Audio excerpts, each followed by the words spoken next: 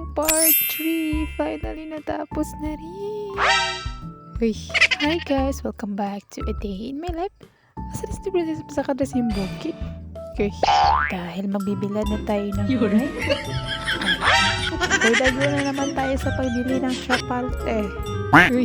So yun kung ma-assess ba ako dito dahil wala kaming kapal.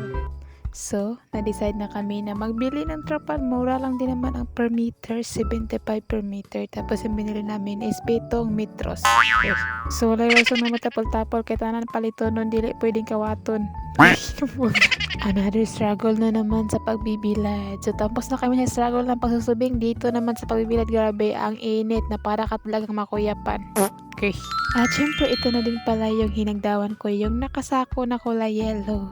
Yes. So medyo nadugayan yun mi bulad sa amang humay no kay samtang magsubing mi is magalingaw po mi dumiyang, and then kapag may subing na naman kami so hindi na naman namin siya mabulad. So yun. So kanit tanan nga nabilin diri is mao ni ang amo ang bularo nun kay ang ilaha is nahuman na. So for me man sila mahuman. Kaya di man sila busy kami kay takan man kami buhatonon gud pagkahuman na magsubing. So sa balay na po dan manglabas. So nakabulad mi karon kay rest day. Yes, pero nag-una muna ako sa paglaba, kaya ang buli ko natapunog na. And after that, magbulad na po dog subing, kaya para nga, mausa na siya tanan. So, diri kining ko ko sa pagbulad sa humay, no? Kaya ana naman ako ang Paris nga, mamatay dog siya rao sa kapetid akang kapuya. So, pinaka-struggle lang talaga sa pagbilad ng humay, no, is yung paghipos, tapos lakagon kag ulante. Ay grabe, dili jud ka pwede mag-inarte kinahanglan halop gidritso kay kun dili na makaligo man ka sa ulan maapsan ka. Uy, tibuan na. So nagi time guys nga naapsan mi ani ulan kay nanista pamandaan kay sirok lagi oy. Kay kikuyog magud mi ato og pista unya nagbulad gud mi og umay nya na ay dag-om ba. Ay kani lagi ingon nga tabangan ra ay pag-uli kung wala mi gadali ino. Sus ko. Nakaligo gud mi gamay lagi dinoon. So di man sad good pwede maayo nga magdali-dali ta kay mabungi. So, ang ending, gipaningo to hinipo sa humay, tagbawan, nga nabitong sirok, mista man. And another bulad na napod. Sumuwag niyan, dili routine nga mura, yun taon siya ng sagkiig sa kabugaan. Ay, syempre, for the rescue, agad ito manananggal yung Disney Princess. Ay, namura man siya kaluparon. Ay, hindi na bali, magmukha akong 80 kapag ka sa trabaho ng Disney Princess nyo, no? Dahil bawiin niya yan kapag may lakad siya na para man talaga siyang Madam Berton. Kaya minsan lang naman ako pumorma ay kaya wag na kayong magalit. Dahil alam niyo na, ang Disney Princess niyo ay napaka-ambisyosa.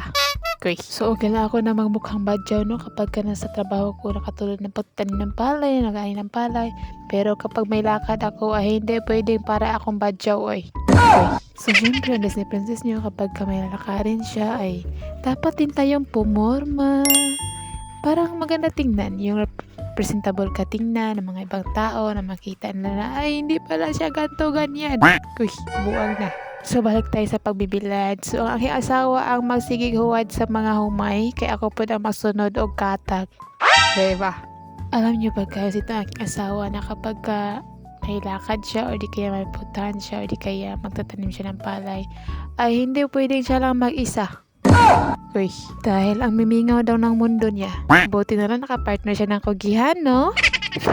Dahil salay na kasi yan siya na araw-araw kami magsama, magtatrabaho, diba? So, kung wala ko ay mingawan siya. And fast forward, maunitanan among nabula. So, grabe ang init talaga. Makikita niyo talaga dito na grabe ang tirik ng init na para ka talagang muna sa impyerno. Hindi man madali ang journey na to, pero life must go on sa padayon. So makita na dito no, Disney Princess nyo ay para na talaga siyang kaluparon kay walay kaligo ti ang buwan nagkalkag lang agi. O diba? So guys, wala pa may naman sa amo ang bularo nun and then nagsubing na sad me. O diba? So among nasubing diri is 5 kasako and then 3 kasako. So nawa na mo siya sa 2 ka adlaw. Kaya nakaunat miyo gani kay wala to'y init Medyo makulimlim yung panahon na yun. So pero maski pa man nagmuinit oy makaw na tagyapon mi gani kay mo kaon man mig-init. So kita pa may nalati kay pobre. Diba for the cab ang mga odlot kay panggatas daw. So mga nilang kalipay no na kanang mag-tracer gani mi palisan nila ang tumoy-tumoy. Muna magkanasinya ng mga gupoy. Kayong daman ko ani sa kon lola ngayon ani siya sa una. And finally, it's time to pagaling na. Ito na talaga yung the moment of truth. Buang kala nyo naman kung ano, no? Pero ito na talaga yun. Ay, syempre, ito lang talaga yung kaya kong ipakita sa inyo. Syempre, proud lang kami. Diba? Dahil pinaghirapan namin to, Bigat tawis yung buhis namin dito. Okay. So, ito yung unang pagaling natin. So, bali nakatatlo kami ng pagaling dahil hindi namin siya na isa-isa. Labang nagbibilad kami ng humay is nag-aani din kami. So, wala naman siya na usa. Natigi-tigi siya. Pero okay lang kay maanam-anam ba. Kaya di po naman siya mauna tanan, ay mausa tanan, kaya wala sad mi kabutangan. So, ano. And then, hinahinay lang tataman sa mga human siya. And, wala. So, nagbunga ang pinaghirapan, pinagtyagaan, na mga Disney prinsipenyo. Kuy, nabuang na. So, buti na lang talaga. Ang mindset ng Disney princess nyo is yung pinaghirapan namin is kasya yung isang dosina. Dahil kung hindi, baka kahit isang hapsak lang guro, okay na to. Uy. Pero yung mindset kasi ng Disney princess nyo is iba. Gusto ko yung pinaghirapan namin is yung pinatrapuan namin is kasya yung isang dosina para kapag may lalapit or may manghiram, so makapagbigay tayo kahit konti. What? Uy, siyo eh. Meron ko inisip ko is 2 bunganga lang yung pinapakain namin o binubuhay namin. Ay, siguro okay na to Pero hindi, iba yung iniisip na si princess nyo. Ganun. So, ito na lahat yung mga napagaling namin. And then, iniwan muna namin siya dun sa may tulay dahil uwi muna kami din malapit na mga alas 10 tapos wala pa may pamahaw and nasad may dalaan na akarni. And the struggle na naman namin is yung paghakot dahil nga baka mahulog sa basakan. So, una ko naghihatod sa kumparis and then siya kay nagkalingaw na po daw panghakot sa mga bugas. And then ako kay nagdigamo. And then, mauni among nahakot. Siya radi ay. Alam mo yung pagramdam na gigising ka sa umaga para magtrabaho and then ito na yun yung bunga ng pawis at na yung pagod.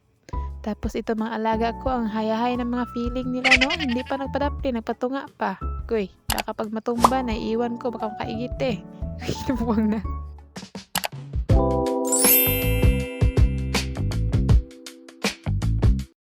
And another bulat na sad. So, sa dryer na mo siya gibulat. Kaya di na ginamog kaya kay wala kulang among trapal. So, kung sa dryer ni mo siya ibulad no, kay dali ra kay siya mauga. And then, samtang gabulad mi is pagaling na pod namo na reva. So, kinagpagaling naman sa daguna ang among mga kauban, ako mga igsuon. Kay pero mi na silang mag-una, So, kinagpagaling man sila no, kay nauna na ila og kauga. And then, pag adto na mo is sayo sad mi og bulad. So, igo sad nga nauga na ang dryer. So, nagpagaling na sad mi. And then, mauna siya, no? Ang kilo is 66. So, ito ay 2 sako na among nabahin atong una. Kaya nakapagsubing mi is kaupat. Yes, and then sa isang area is kapag malaki yung area is matagal namin siya matapos. And then, time to hatod na po sa tulay. So, samtang magkalingaw mi og bulad and then kana siya mo siyang ibilin sa tulay kay unya pa na mo siyang gabi idal o. So, nakaabot na sa balay. Ang sulod pala ana sa isa-isa ka sako no is 30 plus mahigit. Yes, dahil kinulang kami ng sako ng hapsak. So, yun, kaya dinamihan namin dahil kulang din naman, magkasya pa din naman. So, yun, pinuno muna namin. And then, the last na pagsubing is ito na siya. So, nakabugas na po tao 37 kilos. So, kinasya namin sa 25 kilos yung ganyang sako dahil may pinaglaanan kami. And then, nagabihan og uli kay BC. Yes. So, BC Mayor ang Disney princess nyo. So, thankful me kay bisan og tungod sa kainit is na paminasubing. Kaya di ba kapag kainit kasi yung subing is masunog siya sa init. Dahil alam niyo na yung subing kasi is madali lang talaga siyang unlike sa tugbanon na kanaanihon nun is takan siya medisina so nindot siya.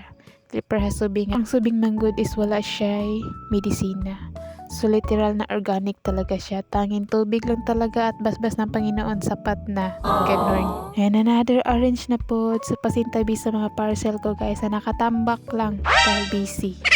Yes. So pansin nyo ba guys, kanina yung pinakita ko sa inyo yung laman ng sako is may kulay pula siya. Dahil pinaghalo namin ang 3 klase ng palay. Katulad ng red rice, triple 2 at saka 160. Dahil hindi naman yun sila magsuntukan kaya pinagsaman lang namin. Okay. Ay, ang importante sa Disney Princess nyo is makaon siya, dili kalas ang along agon. Okay. So, kani is wala na mo siya ginahapsak, no, kay aside sa space, dahil maliit lang yung space dito, is wala sad may kapalit. By the way, guys, tagjis man ang sako sa hapsak, no, pero nagtipid na mi, oy. So, aside sa magpalit na lang mi yung sako, so gingon ani na lang na mo pagsulod kay, di ba? Para makatipid ta sa space, so di ba? So ayan, may read siya dahil may read rice yan, di ba? So ana. So samtang na busy pod mi og kasi kaso diya sulod ang siya pod kay ihapon gihimo og kidaanan. Oh, di ba? Marag si Kinsa. Uy. Kay init magud ni siya, no, kaya bagong pagaling. So ganahan mo na sila og init-init pa. So ana, kaluoy pudoy. Naganahan ginito siya dira lingkod-lingkod do.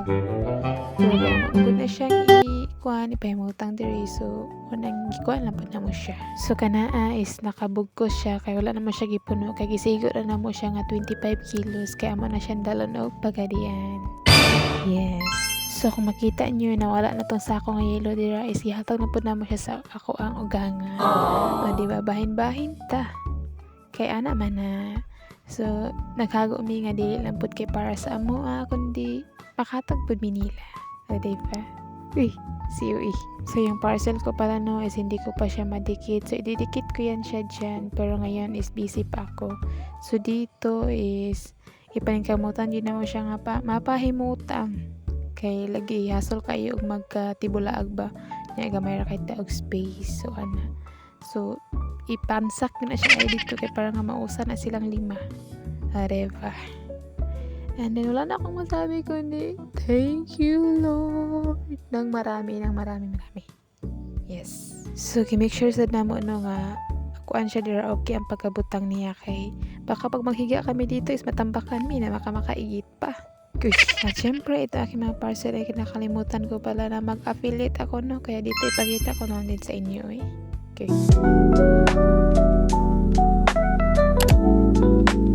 So, ito yung first pagaling. And then, ito yung second. Yes. And then, ito na yung pang-third.